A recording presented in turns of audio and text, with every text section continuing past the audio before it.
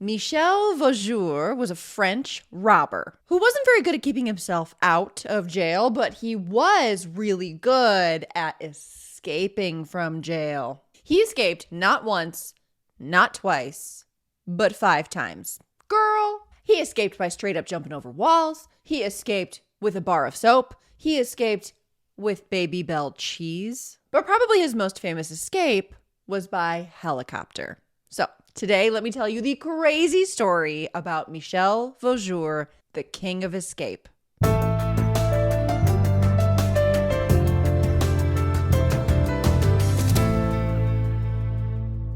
If you're new here, my name is Elise, and today you're going to see Elise talk about true crime. I have a series here on YouTube called Cleaning and Crime, where I post a motivating cleaning video, while at the same time I'm telling you a true crime story.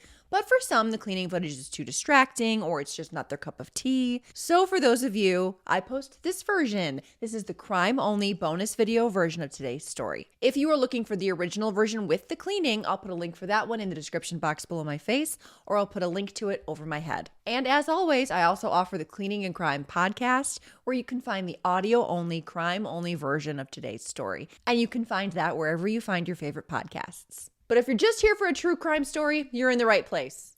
Welcome back. So I received a request on Instagram for something lighter. And while they didn't request a specific case, they did say something kind of similar to like an art heist. And I'm still going to look for a good art heist to cover. If you have one you'd like to recommend, drop it in the comments. But I don't know why, as soon as that person said that, I thought of this guy. It's not an art heist case, but something light and it has that vibe is Michel Vaujour, the king of escape. I don't know why I thought of this guy, but I thought it would be a really fun case to cover today. Now, I do quickly want to mention, I do not speak French. I am an uneducated American. I only speak English. And so I'm going to do my best with pronunciations. But I just wanted to mention that and apologize in advance just in case. Let's jump right into it. Michel Vaujour was born in January in 1951 in Here we go. Saint-Quentin, La Petite. Saint-Quentin. He was born in France, and when he was 4, his parents decided that they didn't want kids, despite the fact that they already had a kid. They decided that a little too late, okay? And to remedy this problem, they just dumped Michel off on his Aunt Germaine. Now, his aunt was really, really nice, and she was very happy to be raising him. And she loved him very much, and she doted on him. And Michel actually had a lovely life while living with her. He became really good friends with the neighborhood priest in town, and he sort of served as a father figure for Michel. And he taught Michel how to shoot a gun, how to hunt, how to run, how to climb, lots of outdoor sporty stuff. Until sadly, when Michel was 8, his aunt died of cancer. And Michel was forced to go back with his parents who didn't want him. And he had to suffer with living with his alcoholic, abusive father. Now, when Michel became a teenager, he became a bit rebellious and he started dipping his toe into some petty crimes like theft and things like that. And he became kind of a juvenile delinquent. And all the cops in town knew him by name. When Michel was 18, he met his first love, Zabeth. Did I say that right? Zabeth? Zabeth? Zabeth? I'm terrible at this. Anyway, he got Zabeth pregnant. Zabeth. He got Zabeth pregnant. So he was an 18-year-old factory worker, and he would spend his weeks working at the factory and then his weekends drinking and then stealing cars and joyriding. He just really enjoyed going out to the bars, getting drunk, stealing a car, riding around all night drunk, and then he would take the car back to where he stole it from before morning came. That was his weekend go-to. But then one night in 1969, he stole a car, drove around drunk, and then, it's not funny, don't drive drunk. And then he drove home, left the car in his driveway, and went to sleep. He was either too drunk or too tired to take the car back to where he stole it from. Super hungover, he woke up the next morning to cops beating down his front door and his girlfriend screaming. So Michel just panicked and jumped out the bedroom window, totally ditching the pregnant girlfriend to deal with the cops. And he just ran off and he just went into hiding for 2 weeks, just couch surfing on his friends' couches. While meanwhile, his girlfriend went to jail. She got arrested for harboring a fugitive or something. Can you imagine? Like, you're just cooking breakfast and like your deadbeat drunk boyfriend is in the bedroom and cops just show up and he jumps out the window and leaves you there and you get arrested. Oof. You'd be dead to me. You'd be dead to me.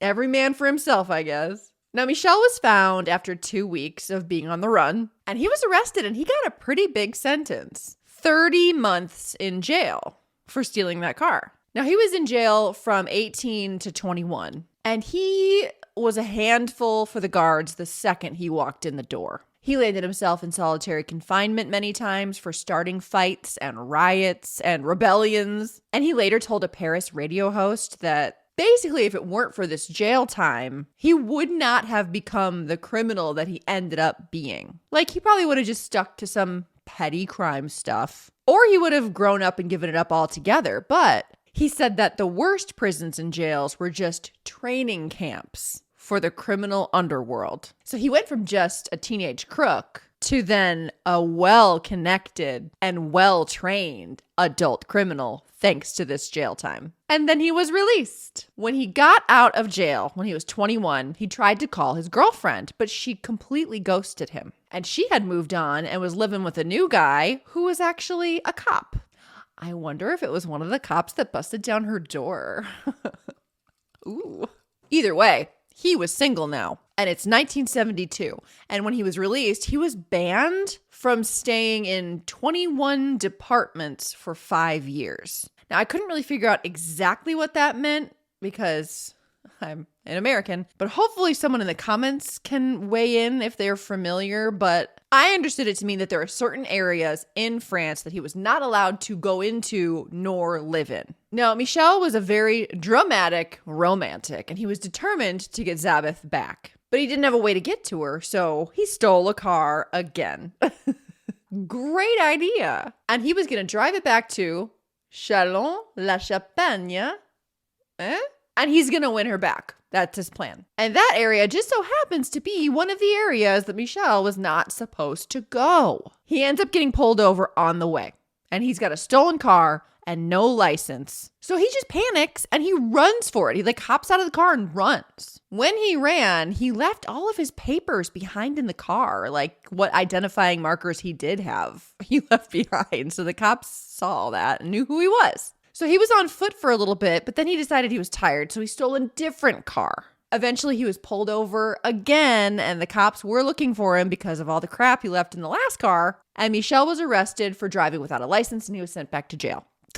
So he didn't get to his girlfriend. He didn't get to win her back. And back to jail he went. So Michel's in jail again. He's got no home. He's got no love. And the longer he was in jail, the more obsessed he became with escaping from jail. He would spend all day thinking about how he could escape. And he would just pay attention. He noticed that the model prisoners were given the job of loading and unloading trucks at the prison entrance. So Michel just turned himself into a model prisoner. And before he knew it, he was on the team that was going to load trucks at the entrance. And his first day that he was on the truck loading team, he simply loaded himself into the truck. And he just hid in a bag and just rode the delivery truck to freedom. Prison break number 1. But now Michel was a criminal who had just broken out of jail. So he couldn't just go get a respectable job.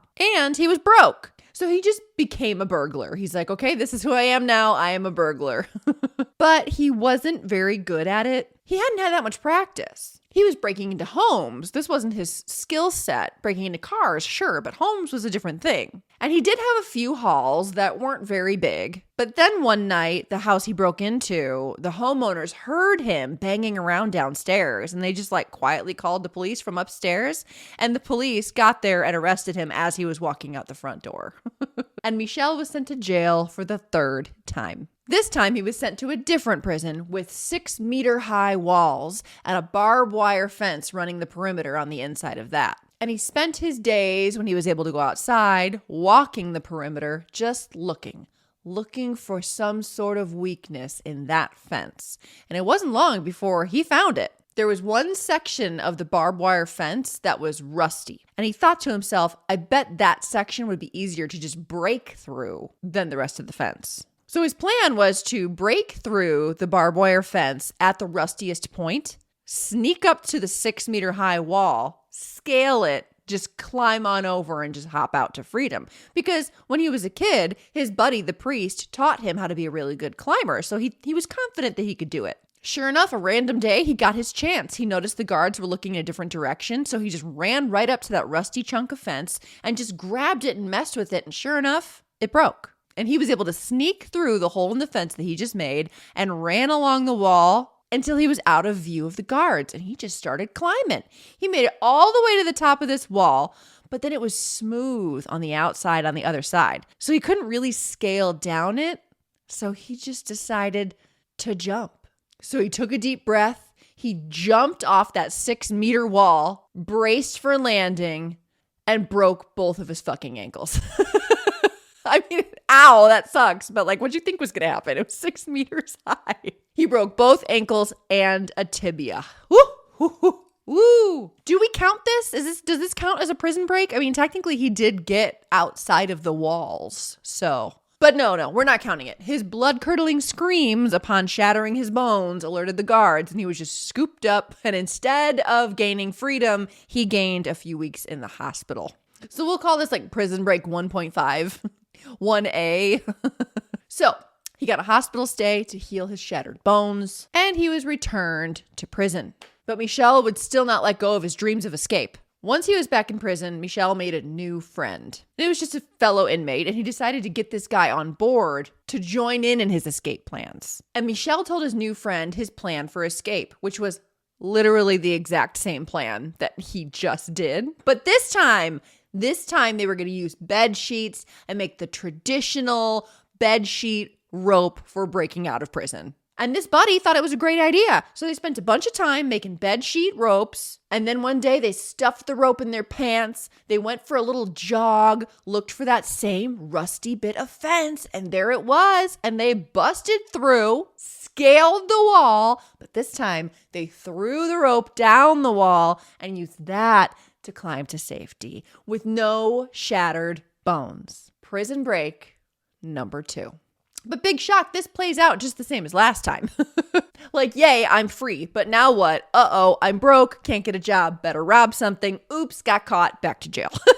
Michel and his jailbreak buddy stayed together and they teamed up, trauma bonded, and they started robbing places together. But of course, they got caught. And Michel was brought right back to the same prison where he was before. But this time he had a new 4-year sentence. And this time he was placed under more security. His new cell had a double row of bars and the windows had barbed wire on the outside. So he had to get creative with how he was going to escape this time. He couldn't just hop over a wall. So he got a new idea.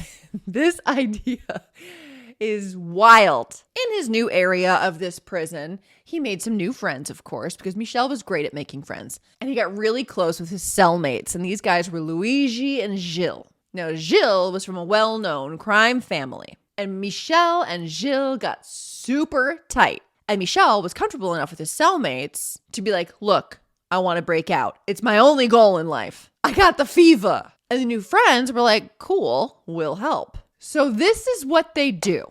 They're sitting at lunch, and Michel starts a fight with another inmate. Starts out as an argument, starts to get physical. He's doing this on purpose. He's creating a diversion, okay? He's purposefully making a scene. As soon as he starts getting physical with this dude, the guard comes running. And he immediately starts to restrain Michel. And just according to the plan, Michel starts getting frisky with the guard that runs over. And they get in a little scuffle, a little kerfuffle. And this is insane. Michel had been collecting the wax from his Baby Bell cheeses. And he had this wax in a wad in his pocket, and he's been warming it up this whole time. And as he's in this scuffle with the guard, he grabs the guard's key and smashes the Baby Bell wax into this key and gets a beautiful imprint of his key. All while they're like wrestling around and fighting. And as soon as he gets his impression, he takes his Baby Bell wax and puts it back in his pocket. And he gets hauled off to solitary confinement. But it was worth the effort and the time in solitary because he got a perfect imprint of the key to his cell door with the wax on the Baby Bell cheese. That's the most French shit ever. When he got out of solitary and was sent back to his cell, he told his friends, "It worked. I got it." Then Michel and his cellmates, Luigi and Gilles, start painstakingly carving a piece of iron using a file and hacksaw blades. And they just slowly carved away and chiseled away at this piece of iron. And they kept checking it against the Baby Bell DIY style until it fit into the Baby Bell mold. Yeah, it's nuts. It's nuts. But bitch, it worked. I know. So the key only unlocked the door from the outside. And it was this door that was like a big metal door, but then it had like a thick plastic, like unbreakable window with bars on it. They ended up getting an immersion heater because they had all kinds of freaking tools, I guess. They had files and hacksaw blades and Baby Bell wax and immersion heaters. And they heat up this plastic window and they core a hole into it big enough for their hand to reach through in between the bars. And they took their DIY key and they put it through the hole they melted and they unlocked the door and click. Can you? It's crazy. And then Michel was like, "Well, I'm out of here." And Luigi and Gilles were like, "We don't have that long of sentences, so we're just going to stay. Like, we don't want to break out. Like, high risk, low reward. Like, we're going to stay. But you go ahead. Great job, buddy." So Michel just took off. And he did the same bed sheet rope trick, scaled the wall, and got out. And thus ends prison break number 3. Now, we, as an audience consuming this for entertainment, are like kind of rooting for the guy, right? Like, yeah, Baby Bells, break out. He only had a 4-year sentence and he's risking getting caught and then being sent back to jail and having a longer sentence like Luigi and Gilles were worried about. Like, he could have just done his 4 years and kept his head down and then gotten out and been done and turned his life around. But no, he's got to keep breaking out. He's just got to. It's an addiction. I guess I can kind of see, like, if you were in for life and you have literally nothing to lose, might as well try to break out. But like a 4-year sentence, like, come on, just do your time. Why you gotta break out? I don't know. It's crazy, but it makes for a good story. I don't know. No, anyway, even though Luigi and Gilles didn't break out with him, the connection was still there. And Gilles actually told Michel, "When you get out, go find my family, like this big, like, mob family, and they'll take care of you." So Michel is just randomly staying with this mob family of his ex-cellmate.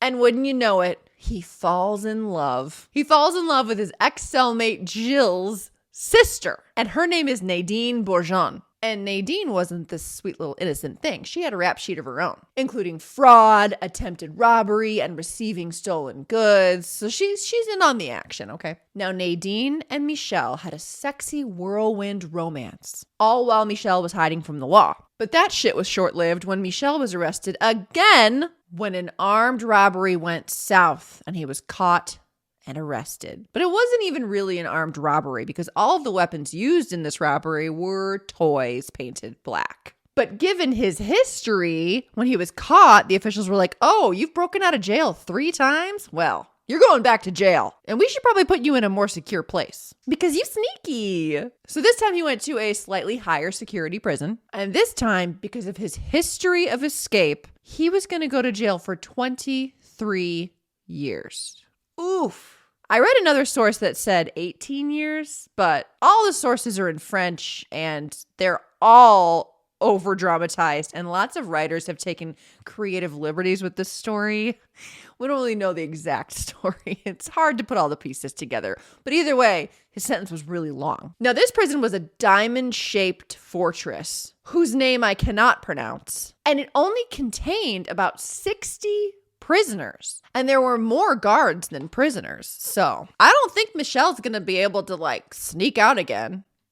Or will he? Well, for a while it seemed like Michel was gonna give up his life of crime and he was gonna be a model prisoner. He was in solitary a lot, and he devoted himself to spiritual enlightenment, meditation, and yoga. And he spent 3 years behind bars mastering his yoga and meditation practices. And he obviously got visits from his love, Nadine. And Nadine became his wife when she married Michel behind bars. You just can't stop true love. And Nadine, I mean, you would think she'd be like, "Oh, 23 years? He's going to be behind bars for 23 years? I ain't waiting. But no, she knew. She's like, I bet he'll be out in just a couple of years. He'll find a way out. He won't really be behind bars for 23 years. And bitch was right. 1979, Michel had to ride 3 hours in a van to a preliminary hearing. As soon as they get there at the end of the ride, one of the guards got a little too close to Michel, who then took the opportunity to attack this guard with a pistol he had smuggled into the van, grabbed this guy, pointed the pistol at him, and all the other guards pointed their weapons at him. But when Michel showed he had a pistol pointed at the guard, they all backed off and they all dropped their weapons to protect their buddy, their coworker who was being held hostage. And he just slowly snuck backwards with this guard until he got to the front of the van, and then he just peaced out. But Michel's weapon was not a weapon at all. You see, he had carved that weapon out of bars of soap. He had whittled a very realistic looking pistol, and then he painted that bar of soap pistol with shoe polish to make it black. And it was convincing enough that all the guards thought it was a real pistol. This guy was really into carving shit. I mean, he was carving pistols out of soap, carving keys to fit into baby bells. So anyway, Michel gets out again, and it's prison break number 4. He reunites with his true love, Nadine, and the two run off and hide in the country. And their very romantic plan was to just keep robbing people and save up money until they have enough money to retire in Argentina. Okay. And also part of that plan was to make sure that they weren't noticed. And so Michel started going by the name Daniel, and he got plastic surgery on his nose and mouth to change his appearance so he could more easily hide out. Commit to the bit. 2 years later, so Michel is free for 2 years. So the two lovebirds are hiding out, and it wasn't long before Nadine fell pregnant. And he decides to rob a bank because he didn't quit crime in this whole time. That's how they made their money. But this time, he robbed a bank. He used real guns, not toy guns, not guns made out of soap. And things went wrong, and a cop ended up getting shot. And that landed Michel in jail again. This time, he's sent to a prison in Paris that has 2,000 inmates. And there were like serial killers and shit there. Like, it was a real prison. Michel, now back in prison, he went back to his meditation and yoga practices. But even still, he did not stop thinking about escape. It was all he ever thought about. And he later said it was because of love. Now, Nadine would visit him regularly, and after she had the baby, she would bring the baby to visit. And then one day, in 1986, Nadine slipped Michel a secret note. And the note she gave him detailed the exact time and date that she would help him escape. May 26th at 10 a.m. So while Michel was locked up and doing yoga, Nadine took on a hobby of her own. She began working at getting her pilot's license in just a couple of months. Some sources said 3 months, some sources said 5 months. Doesn't matter. Either way, that doesn't seem like that long. She registered for all of her classes under a fake name, and she just acted like getting this license was just like a fun hobby. And she didn't raise any red flags with any of her instructors. They just thought she was like a bored, wealthy housewife. And Nadine, after she got her license, started regularly renting helicopters. And she would pay for the rental in cash, and it cost about $315 per hour. And she would just practice, and she would just get really good at flying and landing and maneuvering this helicopter. She rented the same helicopter from the same rental place twice a month for 10 months. This is the long con, you guys. Meanwhile, in prison, Michel is just observing, paying attention to the guards' routines and changes in shifts, and making friends and allies with other prisoners. And he made yet another new buddy, Pierre Hernandez. And Pierre helped Michel with the planning because they needed to figure out how to get to the roof. But you can't just okay, let's run to the roof. Like, all the guards have big rifles. Like, they'll get shot. You can't just run for it. So you needed a better plan. Finally, the date on the note came. It was May 26th, and Michel and Pierre were ready. It was almost 10 a.m., and several guards were alerted to a disturbance. When they go running to the problem, they find Michel and Pierre waving around grenades and they were threatening to blow up the prison. Now they managed to use these grenades and these threats to not get shot. And they managed to like back themselves up to the roof access. They're like, don't shoot or we'll drop them. We'll blow up the prison. So the guards are like kind of carefully following them, but they're like, don't get too close. Michel and Pierre get to the roof and Michel pulls out a gun. It was fake though. It was fake. It was a fake gun. And the guards are panicking because they're like, we can't shoot them. They'll drop their grenades and they'll blow the prison. So they're like radioing, like, do we kill these guys? Or like, they might blow up. Like, what do we do? And they're like, you better wait. You know, it was just chaos. And as they're struggling to figure out what to do, they hear helicopter blades whirring in the distance. And they were getting closer. Here comes Nadine. She had an accomplice with her in the helicopter. I think it was some guy like that often helped with their other crime ventures. But as far as I know, he's still anonymous. Like, we don't know who that guy was. I could be wrong on that, but I could not find anywhere who that guy was or if we ever found out. But while Nadine is flying this helicopter and getting closer and closer to the prison, she's getting all these voices in her radio telling her, you're in restricted airspace. You're too close to the blah, blah, blah. You need to land. You're going to get arrested. But still, she kept her cool and she gets right over the prison and she's just hovering her helicopter right over the roof. And the guards see this helicopter come in. They're like, oh my God, these guys are going to hop on the helicopter. They're going to escape. And they're like, we can't shoot down a helicopter. We're right over downtown Paris. Now, Nadine and her accomplice buddy throw down a rope. Michel quickly grabs the rope, pulls himself up, hoists himself onto the helicopter. Pierre is running for the helicopter. The guards are closing in. Nadine sees this and she ditches his ass. They leave Pierre on the roof. Pierre! What a dick move. But to be fair, she didn't know that guy. He's just some guy that Michel picked up in the prison. She's like, I don't know him. He's not my people. Like, every man for himself, I guess. So Nadine pulls away with the helicopter. Michel's hanging onto the helicopter. Pierre falls defeated to the ground. The guards take him. And an amateur photographer got pictures of the whole thing. Oh my God, it's crazy. No shots were fired. No real weapons were used for that escape because as soon as he got in the helicopter, as soon as Michel got in there, Nadine told him to drop all of his weapons. So he dropped his gun and his grenades onto the roof. Now the gun was fake. And when the guards go and snatch up Pierre, they're pulling him away because they're like, the grenades are going to blow, you know, but then they wait. And they wait, and the helicopter's flying away, and the grenades don't blow up. And then a guard goes up, kind of pokes at it, and it rolls. And he bends down and picks up her grenade. It's a nectarine. A nectarine! Michel and Pierre went to the prison cafeteria and grabbed a bunch of freaking nectarines and painted them with craft paint to look like grenades. And they're like, back up, we're going to blow up the building.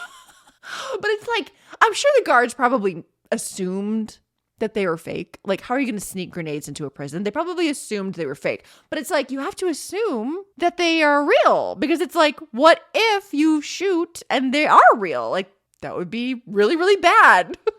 They got away with it. They used nectarines as grenades. Just a fruit and some paint. Holy shit. Nadine flies the helicopter and lands it on a Paris college campus, like on the quad.